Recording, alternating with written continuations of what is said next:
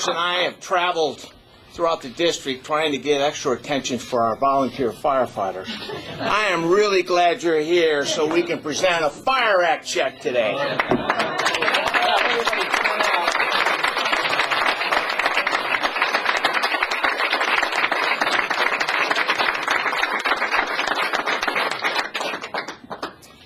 For 35 years, I have been on an incredible journey.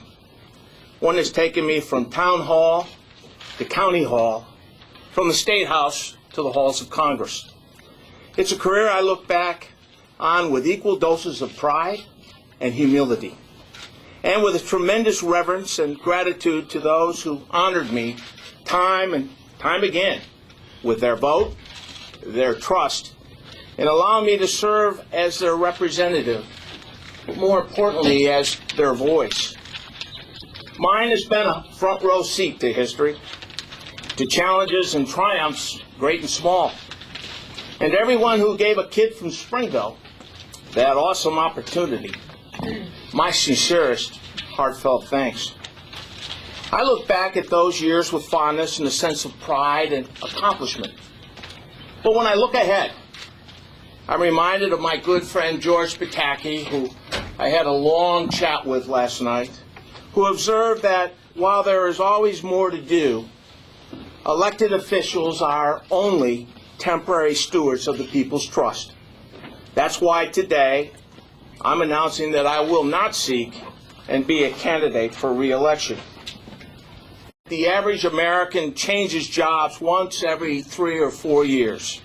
For me, it's been a little longer, but I've never held any elected position, whether it be in the Concord Town Board, the Erie County Legislature, the State Assembly, for more than 10. This will mark my 10th year in Congress, and I think it's time for Donna and I to focus on my family and our future, and to take up some new challenges and to close out my career in elected service. This is even the right time of year, since so many things seem to happen in the month of March. It was in March that I first became the Erie County Republican Chairman, and it was in March that I left that post. It was also in March I left my job as the Assembly Republican leader and began in earnest my first campaign for the House of Representatives a decade ago. And it is a time of year that will give whoever comes after me time to get their own campaign up and running. Winston Churchill once remarked that nothing in life is so exhilarating as to be shot at without result. Now, even the worst political environment in a generation, the voters of this community returned me to office for a 5th term, which leaves me no doubt that had I broken with tradition and sought another term, I would have succeeded. Make no mistake, this is a Republican district, and it'll again be represented by a Republican next year.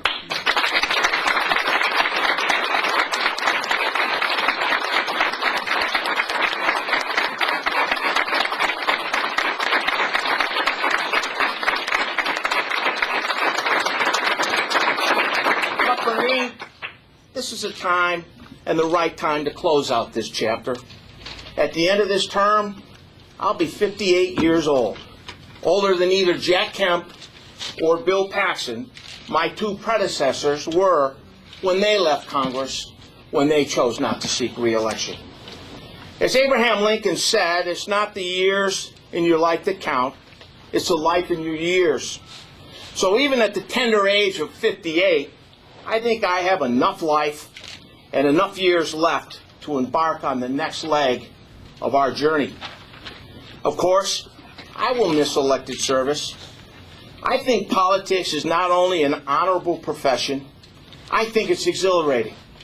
Campaigns, to me, are thrilling exercises in creating the kind of representative democracy that our forefathers envisioned. And I think our government, with all its glorious imperfections, is the noblest of institutions.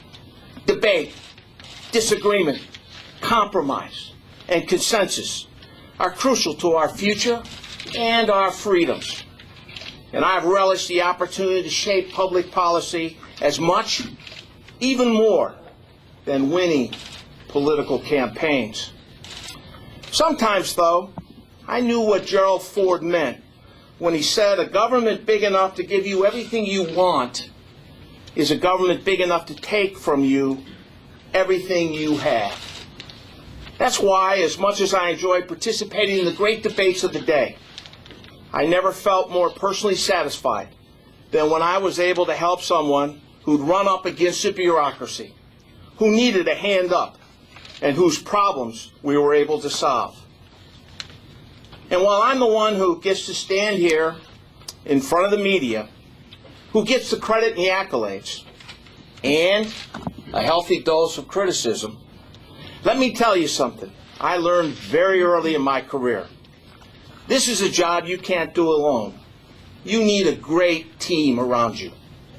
Public service is not a 9-to-5 job, and I've been blessed to have a staff that has given more than their share of hard work over the years.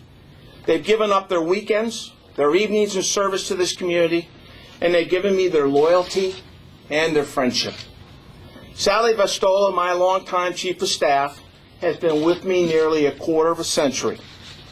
While no one matches Sally in the years of service, the team that we have built matches her in devotion to their job and their commitment to our community.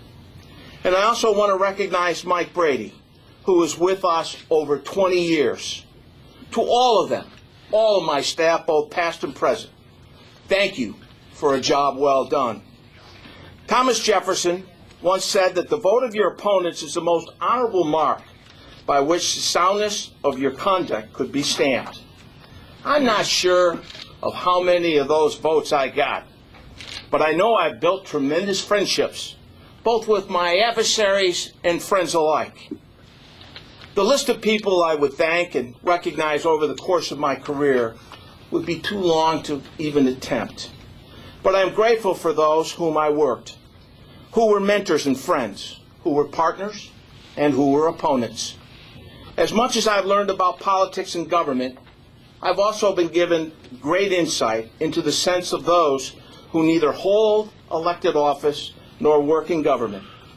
Whether it's getting involved in their church or their charities, volunteering at the fire hall, or coaching Little League, that kind of quiet service has always been the true mark of our nation's strength.